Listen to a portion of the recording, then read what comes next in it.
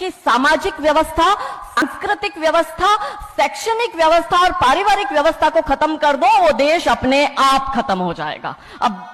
अब यही षड्यंत्र चल रहा है। कैसे चल रहा है? 3 स्टेज पे काम होता है।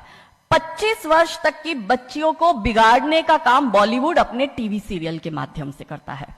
25 से 35 वर्ष की शादीशुदा महिलाओं का जीवन और उनके परिवार को बर्बाद करने का काम एकता कपूर जैसी महिलाएं अपने टीवी सीरियल के माध्यम से करती है। और जो नौकरी करती हुई बहन बेटियां महिलाएं हैं, जो कि वर्किंग विमेन है, उनका दिमाग खराब करने का काम ये ओटीटी प्लेटफॉर्म्स अपने वेब सीरीज के माध्यम से करता है। कैसे करता है मैं संक्षिप्त में एक एक उदाहरण देकर आपके समक्ष रखूंगी।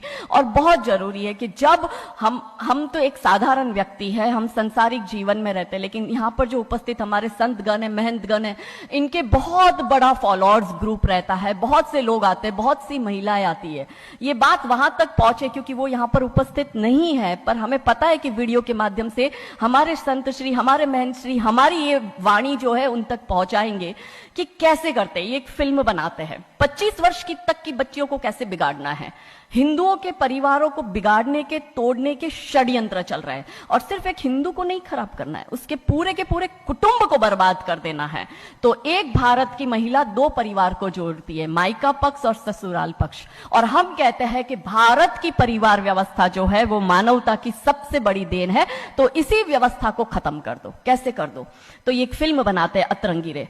हमारी क्योंकि दीदी भी यहां उपस्थित है जो कि सेंसर बोर्ड में सदस्य है, तो हम इतना उनसे विनती करेंगे कि हमारी ये बात भी उन तक पहुंचाए।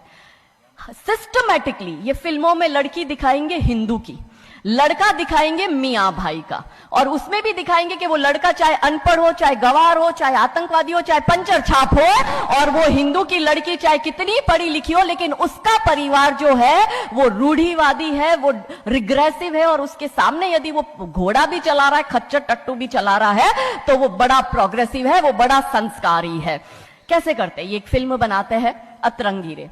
अतरंगी रे फिल्म में, जो कि आज की युवा बच्चियों का लेटेस्ट क्रश है, सारा अली खान हीरोइन लेते हैं। हमारी युवा बच्ची इसको फॉलो करती है। उसमें यह दिखाते हैं कि सारा अली खान जो एक मुस्लिम लड़के के प्यार में पड़ जाती है और अपने परिवार से विरोध कर कर, उनसे लड़ झगड़ कर ट्रेन में बैठकर वो भाग जाती है। उसी ट्रेन में एक संवाद होता है उस पिक्चर के हीरो का और उसी हीरोइन का। दोनों अपनी अपनी लव स्टोरी शेयर करते हैं। तो हीरोइन पूछती है हीरो को कि तुम्हारी लव स्टोरी बताओ। तो वो कहता है कि कल मेरी शादी होने वाली है और लव स्टोरी तो मेरी लव स्टोरी है कि मैंने बचपन से जिस लड़की से प्यार किया, जिसके साथ पढ़ाई की, जिसके साथ मैं बढ़ा हुआ, उसी लड़की से, मेरी बचपन की मित्र जो मेरे समाज की है, जो मेरे गांव की है, उसके साथ ही मेरी शादी होने वाली है। तो वो हीरोइन कहती है अरे ये और कोई लव स्टोरी है, ये लव स्टोरी नहीं हो सकती। तो हीरो पूछता है तो फिर क्या हो सकती है लव स्टोरी? तो वो कहती है कि मैंने एक मुस्लिम लड़के से प्यार किया है, मैं ठाकुरों की लड़की हूं, पूरा समाज, पूरा घर, पूरा परिवार मेरे खिलाफ है और मैं उन सबको ठोकर मारकर, उनकी भावनाओं को ठोकर मारकर अभी ट्रेन में बैठकर भाग रही हूं उस लड़के से शादी करने के लिए। और वो हीरोइन वहां पे डायलॉग देती है कि लव स्टोरी तो मेरी लव स्टोरी है कि मैं ठाकुर की लड़की और वो कतई मियां भाई, और ये है असली लव स्टोरी। तब हमारी 13, 14, 15 साल की युवा बच्ची, जिसके शरीर में हार्मोन्स चेंज होते हैं, आकर्षण होता है विपरीत व्यक्ति के लिए, तब वो आकर्षण में ये सोचती है कि हिंदू होके हिंदू बॉयफ्रेंड नहीं रखना, हिंदू होके हिंदू से प्यार नहीं करना। आप इतिहास में छपेगी, आपकी लव स्टोरी तभी बनेगी जब आप किसी मियां भाई से प्यार करेगी और उससे शादी करेगी।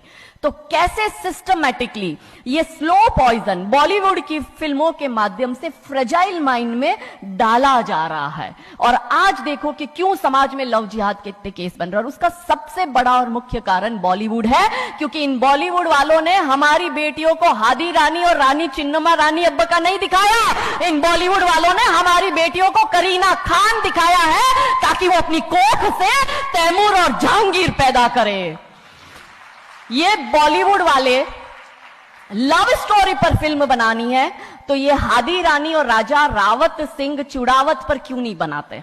मैं आपको उनकी कथा शॉर्ट में करती हूं कि राजा रावत का शादी जो होता है वो हादी रानी से होता है, मेवाड़ के राजा है, और औरंगजेब की सेना आक्रमण करने आती है। और जब औरंगजेब की सेना आती है तो राजा रावत सिंह का 2 दिन पहले ही विवाह हुआ होता है हादी रानी से।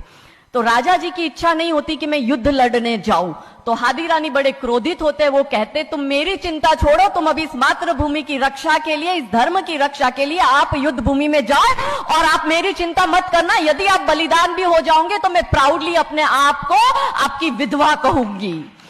तब राजा रावत युद्ध लड़ने जाते हैं। युद्ध भूमि में राजा रावत जी को हादी रानी की बहुत याद आती है, क्योंकि नई नई शादी हुई होती है, तो नई बियाई दुल्हन को छोड़ के आए होते हैं, तो बहुत याद करते हैं। तो वो अपने दूत को कहते हैं अभी सेना आने में समय होता है और युद्ध में भी समय होता है, तो वो कहते हैं अपने दूत को कि जा तू रानी सा के पास जा महल में और उनसे कहे कि राजा जी को आपकी बहुत याद आ रही है, आप अपनी कोई एक निशानी उनके लिए भेजो। दूत भी बड़ा टेंशन में आ गया कि ये युद्ध भूमि में बैठे और इनको हादी रानी की याद आ रही है, ये युद्ध लड़ेंगे कैसे और जीतेंगे कैसे। पर वो दूत डरते डरते पहुंचा रानी सा के पास और रानी सा को कहता है कि राजा रावत जी ने आपकी एक निशानी मंगाई है, उनको आपकी बहुत याद आ रही है।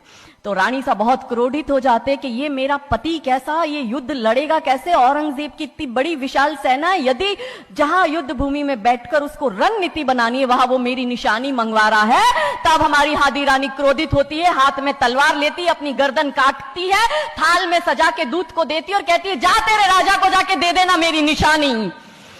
तब वो दूत युद्ध भूमि में जाता है, राजा जी को हादी रानी की निशानी यानी कि उनका कटा हुआ मुख देता है।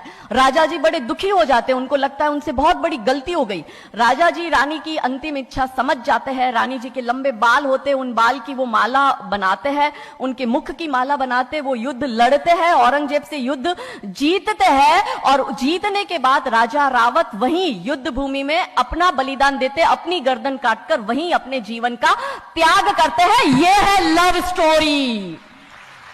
पर बॉलीवुड इस पर फिल्म नहीं बनाएगी कि इतिहास चुराए नहीं है, हमने इतिहास बनाए हैं और लाखों शीश कटे हैं रण में, तब जाके हिंदू कहलाए हैं। ये महान गौरवशाली इतिहास हमारा, पर बॉलीवुड इसका इतिहास हमारे समक्ष आने नहीं देता। अब रहा 25 से 35 वर्ष की महिला, कैसे बिगाड़ती है एकता कपूर। वही sari, typical dress, typical getup, पीछे उसकी सीरियल में एकता कपूर की सीरियल में पीछे बहुत बड़ी अंबे मां की मूर्ति। दिखाएंगे कैसे हिंदू महिला को, क्योंकि परिवार खत्म करना है हिंदुओं का। तो वो एक से प्यार करेगी, शादी दूसरे से करेगी, जीवन में तीसरा पुरुष आएगा, फिर दूसरा मर जाएगा, फिर उसको चौथा पसंद आने लगेगा, फिर जो मर गया वो जिंदा हो जाएगा, फिर कंफ्यूज हो जाएगी किसके साथ जाऊं, दूसरे के साथ कि चौथे के साथ। क्या हमारी भारतीय महिलाएं, क्या हमारी हिंदू महिलाएं, सबसे बड़ा प्रश्न यह है कि क्या हम 4-4 पुरुषों के साथ अफेयर करते हैं? क्या ये हमारा सम्मान है? और अगर यदि हम सब एक होकर इसके लिए नहीं बोलेंगे तो ये आवाज नहीं उठेगी। और दुख की बात यह है कि ऐसी एकता कपूर जैसी महिलाएं जो घर तोड़ने का काम कर रही है, इनको पद्मश्री अवार्ड मिल जाता है। कैसे मिलता है? भारत सरकार से इस भूमि पर खड़े होकर मैं निवेदन करती हूं कि आप ऐसी महिलाओं के पद्मश्री वापस लो, क्योंकि ये महिलाएं हिंदू परिवारों के मकान, घर तोड़ने का काम कर रही है। और तीसरा और अंतिम, नौकरी करने वाली बहनों का दिमाग कैसे खराब करना है। तो ओटीटी प्लेटफॉर्म के माध्यम से ये दिखाएंगे कि यदि आप नौकरी कर रही है तो आपके सास ससुर आपके पैर की जूती, आपका पति आपके पैर की जूती। बच्चा पैदा करने के लिए आपको किसी से शादी करने की जरूरत नहीं है, आपको ससुराल व्यवस्था में रहने की जरूरत नहीं है, और आप है फेमिनिस्ट। और स्त्रीवाद का झंडा दिखाकर हमारी बहन बेटियों को एक हाथ में शराब का ग्लास, दूसरे हाथ से सिगरेट फूको, अंग्रेजी में गालियां बको और आप अपने आप को फेमिनिस्ट कहो। क्या ये फेमिनिज्म है भारत की धरती का? ये कभी नहीं हो सकता। रानी चिन्नमा, रानी अब्ब का फेमिनिज्म का उदाहरण है, और दूर जाने की जरूरत नहीं है। हमारी परम पूजनीय दीदी मां साध्वी रितंबरा दीदी मां फेमिनिज्म का सबसे बड़ा उदाहरण हमारे समक्ष है। रानी नायका देवी, रानी लक्ष्मीबाई हमारे लिए फेमिनिज्म का सबसे बड़ा उदाहरण है। तो यहां उपस्थित सभी महानुभावों से हम यही विनती करते हैं कि फिल्म के माध्यम से ड्रग्स, अश्लीलता और गाली गलौच ये दिखाने के सिवाय कुछ नहीं होता। तो हम सब मिलकर एक साथ एक आवाज उठाए कि इन चीजों का बंद होना बहुत जरूरी है, क्योंकि आने वाली पीढ़ियों को बर्बाद करने का काम ये लोग अपने टीवी सीरियल और फिल्मों के माध्यम से कर रहे हैं। और क्योंकि शुरुआत भगवान राम जी के नाम से करी थी, तो अंत भी हम भगवान राम जी के नाम से करना चाहेंगे कि कौन है राम। राम जो है चेतना है, बिंदु है, बिंदु जिससे प्रस्फुटित है तेज, तेज जो कि इस समस्त सृष्टि की रचना की कल्पना का हेतु है, अनाम है, अनाम जो है पंक्ति में प्रथम, प्रथम है धर्म धैर्य का